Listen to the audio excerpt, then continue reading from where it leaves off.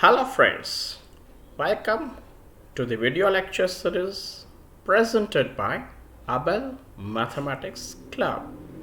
This club provides video lectures for the students who want to learn mathematics mathematically. These lectures will be very helpful for different topics at UG or PG level courses of various universities. These lectures will also be useful for several competitive examination.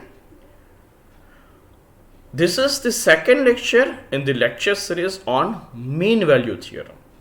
In the first lecture, we have studied basic concepts. What is a set? What is a function? What is limit of a function? What is continuity of a function? What is differentiability of a function? These things we have seen in the previous lecture, first lecture. Today we are going to start with first of the mean value theorem, that is Rolle's theorem. We are going to discuss here what is Rolle's theorem, proof of the Rolle's theorem, geometric interpretation of the Rolle's theorem and algebraic interpretation of the Rolle's theorem. Rolle's theorem क्या है, उसके लिए क्या चाहिए? So Rolle's theorem required a function first and it should be defined on a closed interval. So we require one function and one closed interval to begin with. If fx is a function defined on closed interval such that certain conditions are satisfied, among them first condition is a function is continuous on interval AB. Continuous on closed interval AB means function is continuous at every point in the interval AB as well as on A and on B. This is the first condition. Last time हमने continuity के बारे में देखा था और ये भी देखा था कि there are several examples of the functions which are continuous everywhere. तो यहाँ पे पहली जो कंडीशन है वो ये है कि जो फंक्शन है वो इंटरवल दिया गया इंटरवल है ए बी, उसके ऊपर कंटिन्यूस होनी चाहिए जहाँ पे फंक्शन डिफाइन है वहाँ पे. Second condition is F should be differentiable in open interval A B. यहाँ पे ए और बी के ऊपर डिफरेंशिएबिलिटी चेक करना जरूरी नहीं है, लेकिन ए और बी के बीच में जितने भी पॉइंट्स आते हैं at all those points the function should be differentiable. And the third condition is the value of the function at the starting point of the interval will be same as value of the function at the end point. That is, f of a should be equal to f of b. So if these three conditions are satisfied, this is hypothesis of our Rolle's theorem. Hypothesis includes three conditions. If a function is given which is defined on a closed interval ab, satisfying these three conditions, then now we will go for the conclusion of the theorem. So conclusion of the theorem is then there exists at least one point C in open interval AB such that the derivative of the function at C will be equal to 0. So यहाँ पे hypothesis part क्या है कि अगर कोई function closed interval ए B के ऊपर define है और वो कंटिन्यूअस है क्लोज्ड इंटरवल ए बी के ऊपर एट एवरी पॉइंट और वो डिफरेंशिएबल है ओपन इंटरवल ए बी के अंदर एट एवरी पॉइंट और फंक्शन की initial value of the interval और end value of the interval A और बी के ऊपर फंक्शन की वैल्यू सेम रहती है, तो कोई एक सी ऐसा पॉइंट हमें ओपन इंटरवल ए बी में मिलेगा और we can say there will be A C with A less than C less than B such that F dash C will be equal to 0. ये हमारा मीन वैल्यू थ्योरम नंबर 1 हो गया, Rolle's theorem. Let us go for the proof of this. शुरू कहां से करना है? हम शुरू करेंगे कंटिन्यूटी से। Function is continuous on closed interval A B, that means function is continuous at every point on closed interval A B. और हमारे पास ये रिजल्ट है कि कोई भी कंटिन्यूअस अगर कोई बाउंडेड क्लोज्ड इंटरवल के ऊपर कंटिन्यूअस होता है तो वह फंक्शन बाउंडेड हो जाता है। Every continuous function defined on closed interval is bounded. So यहां पे फंक्शन क्लोज्ड इंटरवल ए बी के ऊपर कंटिन्यूअस है तो वो क्लोज्ड इंटरवल ए बी के ऊपर बाउंडेड हो गया। बाउंडेड किसे कहते हैं? कि जिसके सुप्रीमम और इन्फीमम दोनों वैल्यू एक्सिस्ट होती है। उसका लोअर बाउंड और अपर बाउंड, वो लोअर बाउंड भी मिलता है, मतलब इन्फीमम भी मिलता है, ग्रेटेस्ट लोअर बाउंड भी मिलता है, और सुप्रीमम भी मिलता है, दोनों फाइनाइट होते हैं। तो function must have supremum and infimum. So let us denote the values capital M to be supremum. यहां पे हम ऐसे रफली मैक्सिमम और मिनिमम वर्ड भी यूज कर सकते हैं। अगर सुप्रीमम यूनिक है तो उसको हम मैक्सिमम बोल सकते हैं, इन्फीमम भी यूनिक है तो उसको हम मिनिमम बोल सकते हैं। तो हम ये कह सकते हैं कि सपोज सुप्रीमम यानी कि मैक्सिमम जो फंक्शन है उसको हम कैपिटल एम कह दें, और इन्फीमम मानो मिनिमम जो है उसको हम स्मॉल एम कह देते हैं। वो दोनों क्लोज्ड इंटरवल ए बी के ऊपर फंक्शन के सुप्रीमम और मैक्सिमम, अदरवाइज इन्फीमम और मिनिमम है। यहां पे हम लोग दो केस कंसिडर करेंगे। पहला केस ये हुआ कि सुप्रीमम और इन्फीमम दोनों सेम है, मानो m इक्वल टू m, मतलब फंक्शन की मैक्सिमम वैल्यू जो है वही फंक्शन की मिनिमम वैल्यू है। और दूसरा केस क्या लेते हैं हम कि फंक्शन की मैक्सिमम वैल्यू और मिनिमम वैल्यू दोनों अलग है, capital M is not equal to m। पहले केस में क्या होगा? Let us discuss that. First case is supremum and infimum are same, that means function की मैक्सिमम वैल्यू और फंक्शन की मिनिमम वैल्यू दोनों सेम है। उसका मतलब क्या हुआ कि फंक्शन का जो मैक्सिमम वैल्यू है वही मिनिमम वैल्यू है, मतलब थ्रू आउट जो फंक्शन है उसके सारे वैल्यू सेम हो गई, राइट? सारी वैल्यू, क्योंकि जो मिनिमम वैल्यू है और क्लोज्ड इंटरवल ए बी के अंदर वही फंक्शन की मैक्सिमम वैल्यू भी हो जाती है। अगर मैक्सिमम वैल्यू और मिनिमम वैल्यू दोनों सेम है मतलब बीच वाली वैल्यू भी सेम ही होगी, तो फंक्शन जो है वो पूरा का पूरा क्लोज्ड इंटरवल में कांस्टेंट हो जाएगा, कांस्टेंट हो जाएगा। मतलब पूरे के पूरे वैल्यूज x अगर हम क्लोज्ड इंटरवल ए बी में लेंगे तो पूरे के पूरे x के वैल्यू इंटरवल ए बी में से जो भी हम ले उसके लिए फंक्शन की वैल्यू m और कांस्टेंट हो जाएगी। That means function is constant throughout A B. अगर फंक्शन कांस्टेंट है तो उसका डेरिवेटिव क्या होगा? ऑफ कोर्स जीरो होगा। That means F dash X will be zero. सभी x के लिए फंक्शन कांस्टेंट है बिटवीन ए बी और in closed interval A B. इसका मतलब है कि for all x belongs to closed interval A B function की डेरिवेटिव जीरो होगी। हमें कंक्लूजन में क्या चाहिए था? हमें एक पॉइंट सी ऐसा चाहिए था ओपन इंटरवल ए बी में कि जहां पे फंक्शन की डेरिवेटिव जीरो होती है, एटलीस्ट वन पॉइंट। तो यहां पर ए बी को छोड़ के अंदर के कोई भी पॉइंट आप ले लो, सभी के सभी पॉइंट के ऊपर फंक्शन की डेरिवेटिव जीरो है। मतलब every point lying inside A and B will satisfy the condition that f dash is equal to 0. So every number between a and b will work as our c. So यहाँ पे theorem की जो arguments है वो खत्म हो गई. In this case the theorem is proved. Right? We got that c. In fact we got so many such c for which f dash is 0. दूसरा केस लेते हैं जहां पे हम मैक्सिमम और मिनिमम अलग अलग लेते हैं. Capital M is not equal to small m, मतलब सुप्रीमम और इन्फीमम अलग अलग है. अगर सुप्रीमम और इन्फीमम अलग अलग है तो क्या होगा?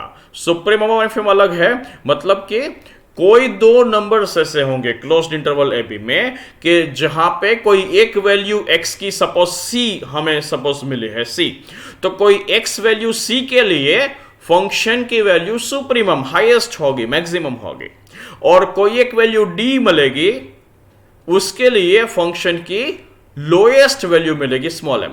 मानो हमने फंक्शन लिया x square, f x equal to x square लिया और इंटरवल लिया -1 to 1, a is -1 b is 1, तो वहां पे क्या होगा? तो वहां पे अगर हम 1 रखते हैं, f x x equal to 1 रखते हैं तो एफ एक्स की वैल्यू होगी 1. अगर हम x इक्वल टू 0 रखते हैं तो एफ एक्स की वैल्यू होगी 0.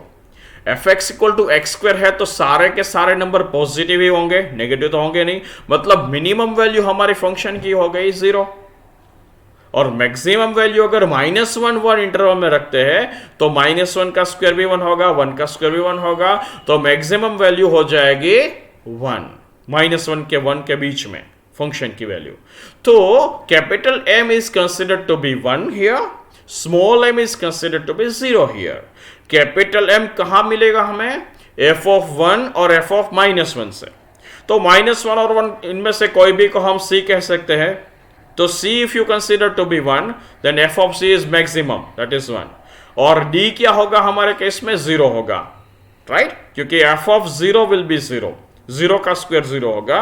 तो ये हो गया हमारा इंटरप्रिटेशन जो हमने लिखा है उसका, कि अगर कैपिटल M हमारी मैक्सिमम वैल्यू है, स्मॉल m हमारी मिनिमम वैल्यू है, तो कोई c और d दो ऐसी वैल्यू x की मिलेगी जहां पे f of c will be attending maximum capital M और f of d is going to attend the minimum, that is small m।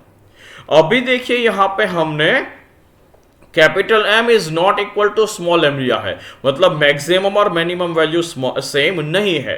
तो अगर कोई हम एक पॉइंट लेते हैं, a पॉइंट लेते हैं इंटरवल ab में से a पॉइंट लेते हैं, तो केस क्या होगा? या तो f of a capital M है तो स्मॉल m नहीं होगा, और अगर f of a small m है, सॉरी कैपिटल स्मॉल m है तो कैपिटल M नहीं होगा। मतलब कि क्या है कि f of a की वैल्यू अगर कैपिटल M होगी तो वो स्मॉल m नहीं होगी, और अगर f of a की वैल्यू स्मॉल m होगी तो वो कैपिटल M नहीं होगी। ऐसा भी हो सकता है कि f of a capital M भी ना हो या स्मॉल m भी ना हो, इट मे हैपन। सो ये दो केस हो गया, either f of a is not attending maximum और the function value at a is not attending minimum. दोनों में से एक केस तो होगा ही होगा। इनमें से चलो एक केस को लेके आगे बढ़ते हैं। सपोज फंक्शन वैल्यू जो a के पास है वो मैक्सिमम वैल्यू अटेंड नहीं करती है, f of a is not equal to capital M, ये लेके हम चलते हैं, राइट? तो f of a is not equal to M है, और M क्या है? M है f of c, f of c की वैल्यू M है। इसका मतलब यह हुआ कि f of a और f of c सेम नहीं है, f of a और f of c सेम नहीं है, ये हुआ। और f a और f b की वैल्यू भी सेम है, ये कहां से आया? ये कहां से आया? ये आया हमारे हाइपोथेसिस में से। हाइपोथेसिस की 3 कंडीशंस थी। फंक्शन कंटिन्यूअस होना चाहिए क्लोज्ड इंटरवल ab में, फंक्शन डिफरेंशिएबल होना चाहिए ओपन इंटरवल ab में, और तीसरी कंडीशन थी कि f of a equal to f of b होनी चाहिए। तो ये थर्ड कंडीशन हाइपोथेसिस की है। f a equal to f b है, दोनों सेम है, और f a की वैल्यू m नहीं है, मतलब f of b की वैल्यू भी कैपिटल M नहीं होगी, राइट? और जैसे कि मैंने बोला f a जो है वो m नहीं है, f c की वैल्यू m है, उसका मतलब है f a और f c सेम नहीं है। अगर फंक्शन वैल्यूज अलग है कोई दो पॉइंट के ऊपर, तो वो दो पॉइंट भी अलग ही होंगे। वो फंक्शन के डेफिनेशन पे आता है कि अगर कोई दो फंक्शन की वैल्यू अलग अलग है, दो अलग अलग पॉइंट के ऊपर, दो पॉइंट के ऊपर, तो पॉइंट्स भी अलग होने चाहिए। whenever fx is not equal to fy then x should not be equal to y, this is considered in the definition of function। और इस तरह के भी हम लिख सकते हैं कि अगर x इक्वल टू y है, अगर दो पॉइंट सेम है, तो उसके इमेजेस fx और fy भी सेम होने चाहिए, राइट? तो यहां पे f of a not equal to f of c है, तो a not equal to c होगा। Same way f of b भी m नहीं है, मतलब f of b is also not equal to f of c, that means b भी c नहीं होगा, b is not equal to c। मतलब जो c की वैल्यू हमने क्लोज्ड इंटरवल ab में ली थी, उसमें c की वैल्यू a भी नहीं है और c की वैल्यू b भी नहीं है। मतलब c कहां पे आ गया? ओपन इंटरवल ab में आ गया, ओपन इंटरवल ab में आ गया, that means c belongs to open interval ab। ये हमारा हाइपोथेसिस के बाद में जो कंक्लूजन था वो यहाँ पे स्टार्ट हो रहा है कि हमें एक ऐसा c चाहिए था कि जो ओपन इंटरवल ab में होगा और उसका डेरिवेटिव, फंक्शन का डेरिवेटिव दिस पॉइंट के ऊपर 0 होगा। तो हमें एक c मिल गया ओपन इंटरवल ab के ऊपर। अब हमें ये लेना है कि उसकी जो c की जो वैल्यू हम f डैश x में डालेंगे तो f डैश c 0 होना चाहिए। Derivative of the function at c we must get at 0। So आगे बढ़ते हैं उसके लिए, let's go for the F of C क्या है कि वो एक मैक्सिमम अटेंड करता है, right. F of C is the maximum value, supremum value, right. मतलब क्या हुआ कि फंक्शन की सी के ऊपर वैल्यू मैक्सिमम है in the interval A b. मतलब अगर कोई दूसरा पॉइंट सी के अलावा कोई भी पॉइंट हम एक्स लो कैपिटल मतलब क्लोज इंटरवल ए बी के ऊपर, तो क्या होगा कि एफ एक्स की वैल्यू या तो एफ ऑफ सी जितनी होगी या फिर उससे कम होगी, because F of C is supremum. कोई अगर दूसरा पॉइंट लेते हैं हम क्लोज्ड इंटरवल ए बी के बारे में, तो ऐसा भी हो सकता है कि उसकी वैल्यू एफ ऑफ सी जितनी हो। मानो f x equal to x हमने लिया था, क्लोज्ड इंटरवल लिया था -1 to 1। अगर हम c इक्वल टू 1 लेते हैं तो एफ ऑफ 1 इज 1, मतलब f of C is 1 which is maximum. अगर दूसरा कोई पॉइंट लेते हैं, अगर -1 लेते हैं, तो एफ ऑफ -1 भी 1 होता है, तो उसके ऊपर F of X equal to F of C लग जाएगा। और अगर -1 के अलावा कोई भी पॉइंट लेते हैं, 0 लेते हैं, 1/2 लेते हैं, कोई भी पॉइंट लेते हैं, तो उसका वैल्यू मतलब f x equal to x square हम लेते हैं, 1/2 स्क्वायर लेते हैं, 0 स्क्वायर लेते हैं, 1/4 स्क्वायर लेते हैं, उसकी सारी के सारी वैल्यू 1 से कम होगी, मतलब यहां पे एफ ऑफ सी से कम होगी। तो एफ ऑफ सी सुप्रीमम है, तो दूसरे कोई भी एक्स के ऊपर हम एफ ऑफ एक्स लेंगे, then value of F of X will be always less than और equal to F of C, because F of C is maximum in this interval A B, right. So हम क्या करेंगे कि सी हमने एक point लिया है ए और बी के बीच में, और बाकी सारे पॉइंट के ऊपर अगर हम फंक्शन की वैल्यू लेते हैं तो वो एफ ऑफ सी से कम या एफ ऑफ सी जितनी होगी। तो हम दो पर्टिकुलर वैल्यूज लेते हैं कैसी, तो कि एक छोटा सा नंबर लेते हैं h, positive number for any h greater than 0, c plus h। c plus H कहां पे आएगा, c के राइट साइड आएगा, उसमें h जैसी क्वांटिटी हम ऐड करते हैं, और h इतनी ही ऐड करनी है कि वो c प्लस एच है वो b से कम हो, c प्लस एच नंबर भी ए बी इंटरवल में आए। तो ऐसा छोटा h हम लेते हैं यहां पे, तो c प्लस एच जो नंबर मिलेगा हमें वो भी इंटरवल ए बी में आएगा। सेम है c माइनस एच जो हम नंबर मिलेगा वो भी क्लोज्ड इंटरवल ए बी में आएगा, राइट। तो F of C plus h की वैल्यू भी लेस देन और equal to F of c होगी, क्योंकि सी प्लस एच इंटरवल ए बी में है, और क्लोज्ड इंटरवल ए बी में कोई भी एक्स लेता हो उसकी वैल्यू एफ एक्स की वैल्यू एफ ऑफ सी से कम या उससे इक्वल होगी। तो F of C plus H is less than और equal to F of C. Same way F of C minus H is also less than और equal to F of सी।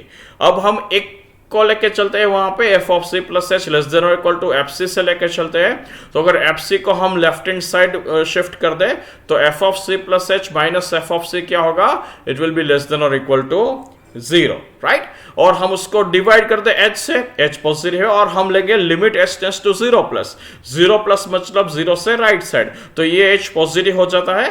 तो limit h tends to 0 plus f of C plus H minus F of C upon h, it will be less than और equal to 0। ये inequality change नहीं होगी, क्योंकि यहां पे हम h पॉजिटिव लेते हैं, पॉजिटिव नंबर से डिवाइड करते हैं, और अगर हम पॉजिटिव नंबर से डिवाइड करें किसी भी क्वांटिटी को तो उसकी इनइक्वालिटी चेंज नहीं होती है। तो limit h tends to 0 plus f of C plus H minus F of C upon h is less than और इक्वल टू 0। अगर हम उसको गौर से देखें, if you observe it carefully, तो लेफ्ट हैंड साइड क्या होता है, left hand side is formula for left derivative. Derivative formula क्या है, limit h tends to 0 F of C plus H minus F of C upon h. ये हमारी derivative होती है c के ऊपर। ये हो गई राइट डेरिवेटिव, ये हो गई राइट डेरिवेटिव। यहां पे हमने h टेंड्स टू 0 प्लस लिया है, प्लस मतलब राइट डायरेक्शन, तो ये लेफ्ट हैंड साइड हो गई हमारी राइट डेरिवेटिव, लेफ्ट नहीं बन राइट डेरिवेटिव हो गई, राइट। अभी हम लेते हैं दूसरी क्वांटिटी, मतलब अभी हम यहां से शुरू करते हैं F of C minus H less than और equal to F of C से शुरू करते हैं। So F of C minus H less than और equal to F of C है, एफ ऑफ सी को लेफ्ट हैंड साइड शिफ्ट करते हैं, तो ये होगा F of C minus H minus F of C, वो भी लेस देन और इक्वल टू 0 होगा।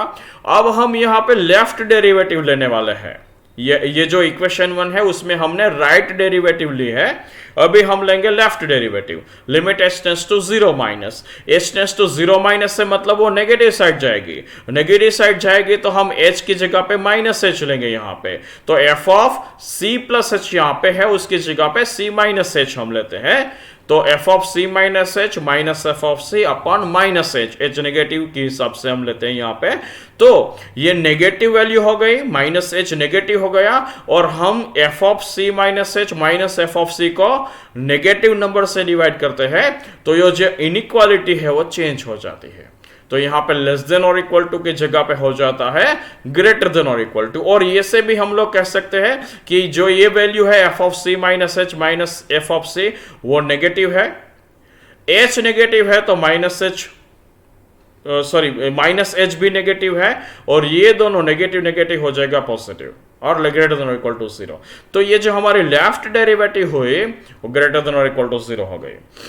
अभी फंक्शन जो है वो फंक्शन तो डिफरेंशिएबल है, हमने हाइपोथेसिस में लिया था f is differentiable in open interval A B, और ये जो सारा सी पॉइंट है वो सी ओपन इंटरवल ए बी में ही आता है। सो इसका मतलब ये हुआ कि function is differentiable in open interval A B और C is in that open interval, that means function should be differentiable at C also.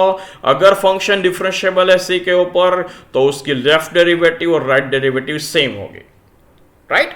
अगर फंक्शन c के ऊपर डिफरेंशिएबल है तो limit h tends to 0 F of C plus H minus F of C upon H exist, और limit exist होती है उसका मतलब ही यही है कि उसके left derivative will be same as right derivative. तो ये दोनों सेम हो जाएगा इक्वेशन 1 और 2 के हिसाब से, राइट।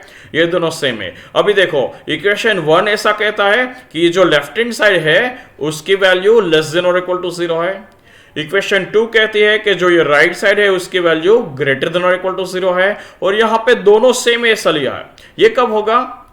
ये तभी होगा जो दोनों वैल्यू 0 होगी, क्योंकि दोनों इनइक्वालिटी में कॉमन क्या है? इक्वल पार्ट कॉमन है, इक्वल टू 0 पार्ट कॉमन है।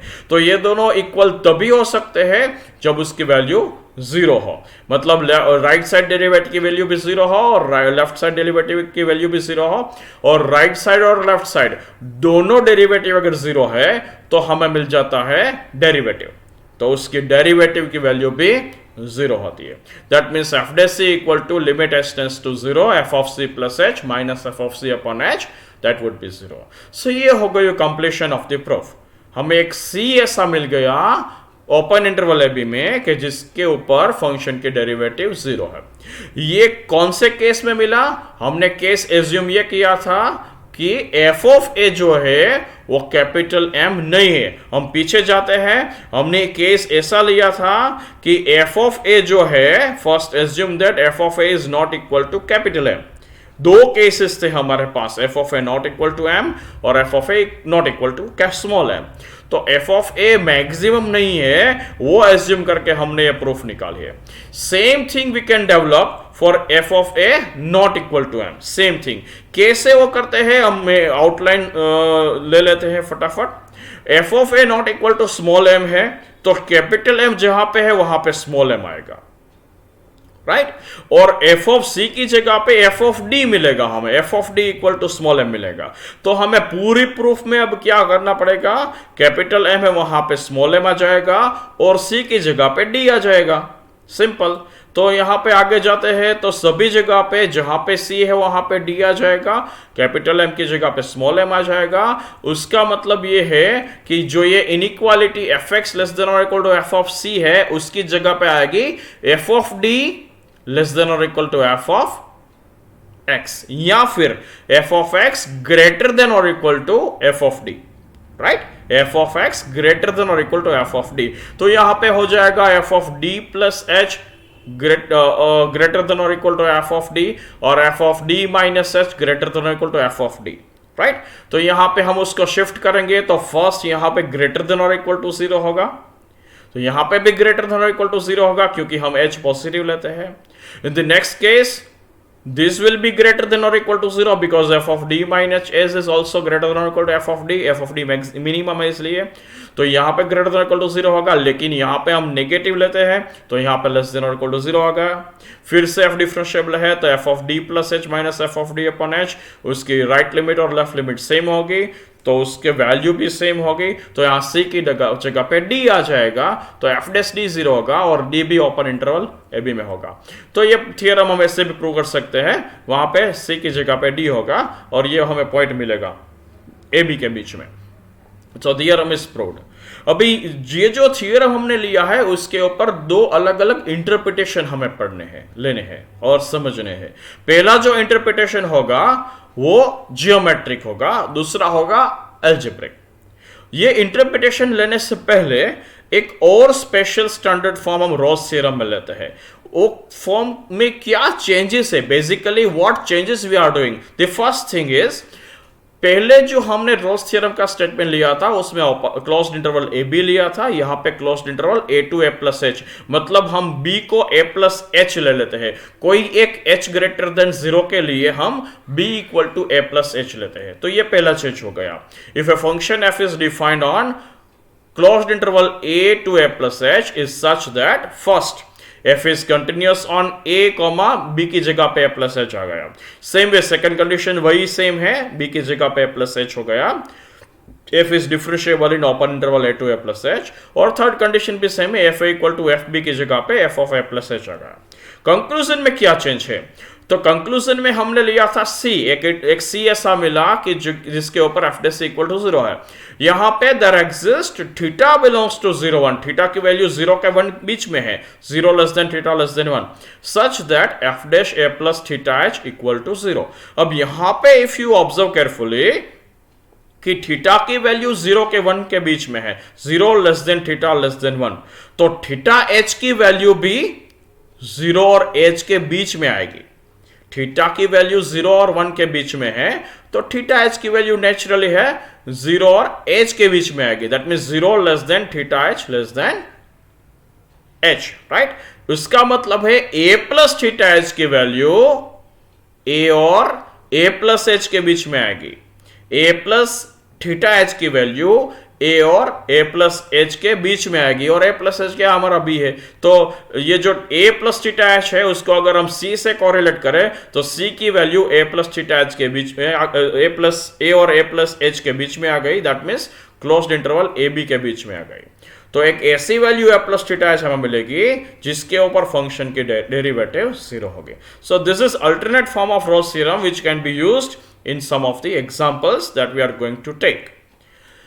वन बाय वन दो इंटरप्रिटेशन हम लोग लेंगे। पहला है geometric interpretation. Geometrically Rolle's theorem क्या कहता है और how can we relate this Rolle's theorem, conditions of the Rolle's theorem geometrically. तो कंडीशंस क्या है कि कोई एक फंक्शन हमें लेना है कि वो जो कंटिन्यूअस है क्लोज्ड इंटरवल ए बी में।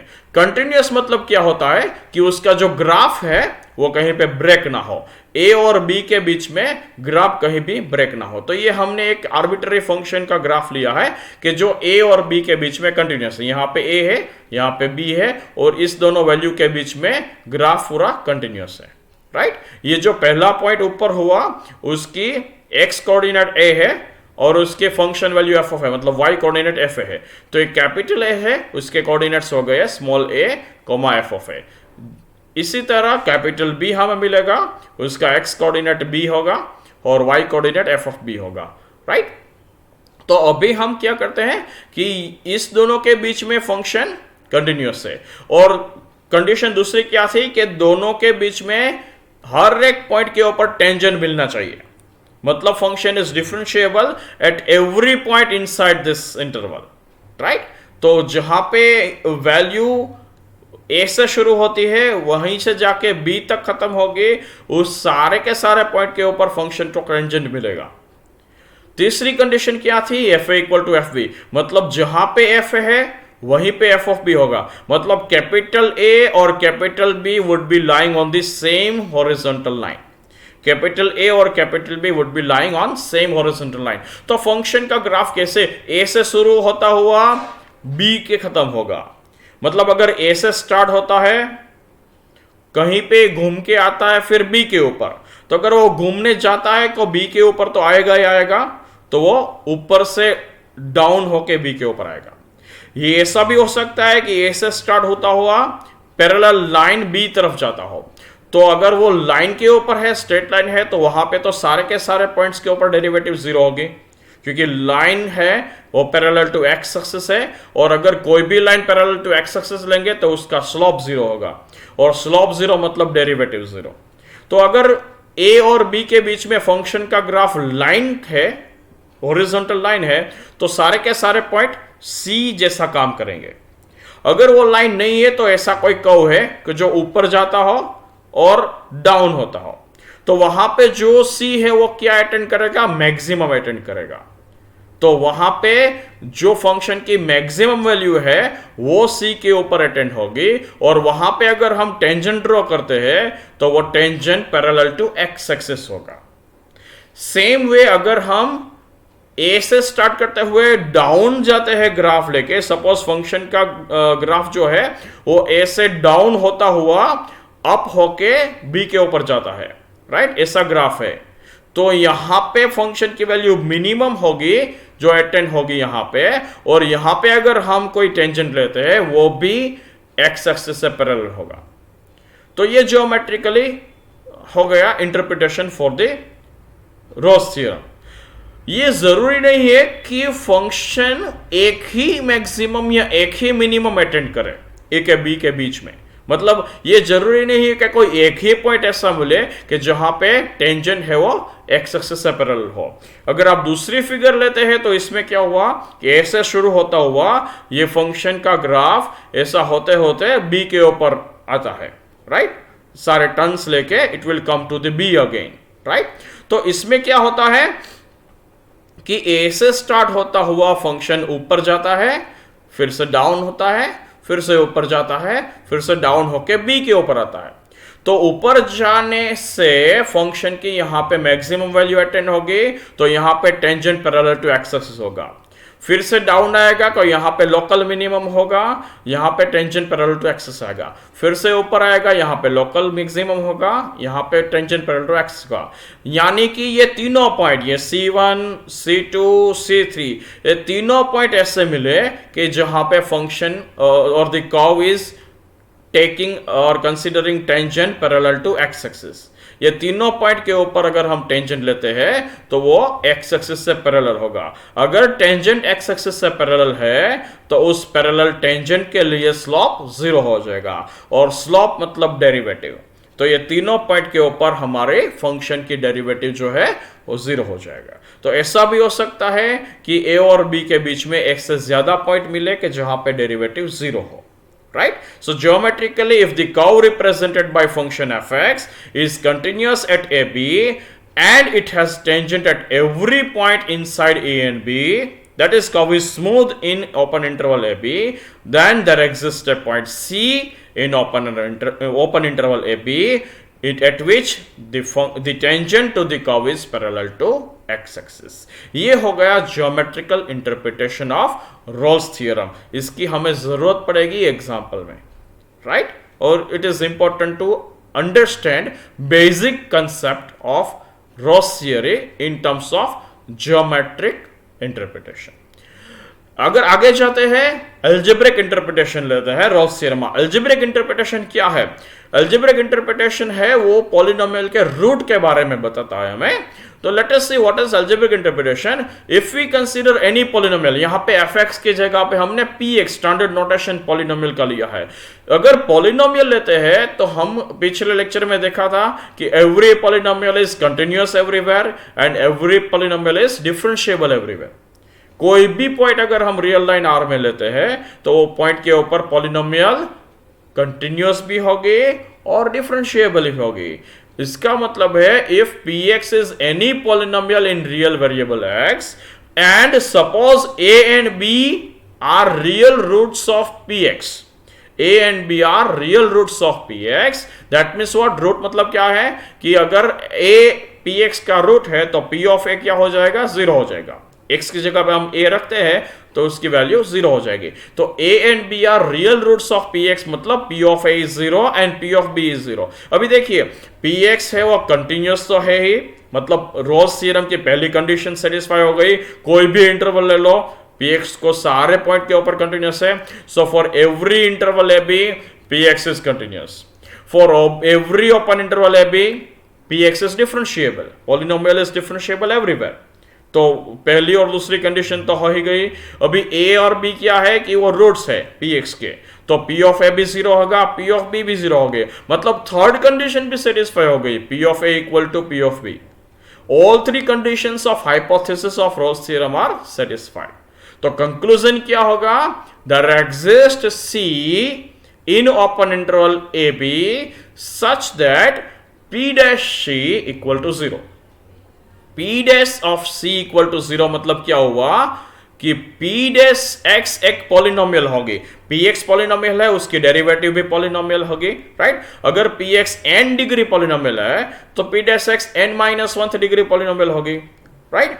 और P dash C equal to 0 है मतलब पी डैश एक्स का रूट सी है, राइट। तो ऐसा इंटरप्रिटेशन हो गया कि पी डैश एक्स जो पॉलिनोमियल है उसको that has at least one root in open interval A B, right. P dash C equal to 0 मतलब C is the root of P dash X, और सी कहां से आएगा? ओपन इंटरवल ए b में से, as per the conclusion of Rolle's theorem. So P dash X has at least one root in open interval A B. तो ये हो गया geometrical and algebraic interpretation of the Rolle's theorem. So आज के lecture में हमने देखा कि मीन वैल्यू थ्योरम क्या है, what is the statement of mean value theorem, proof कैसे करते हैं मीन वैल्यू थ्योरम में, वहां पे कंसेप्ट हमने लेफ्ट डेरिवेटिव और राइट डेरिवेटिव का लिया, और उसके बाद दो इंटरप्रिटेशन लिया। Geometric interpretation means you can have one point between the values of a and b at which the tangent is parallel to x axis. और अलजेब्रिक इंटरप्रिटेशन लिया हमने कि कोई भी पॉलिनोमियल हमने कोई इंटरवल में ली है तो उस पॉलिनोमियल की डेरिवेटिव का एक रूट, मिनिमम वन रूट, उस ओपन इंटरवल में आएगा। So this is for this video. We end up with this content today. Next content में हम लोग रोल्स थ्योरम के ऊपर के एग्जांपल्स देखेंगे, उस एग्जांपल्स के ऊपर हम ये सब कंडीशंस अप्लाई करेंगे। So examples on the Rolle's theorem we are going to consider in the next video. Hope you like this video and do not forget to subscribe our channel Abel Mathematics Club. Thank you all of you.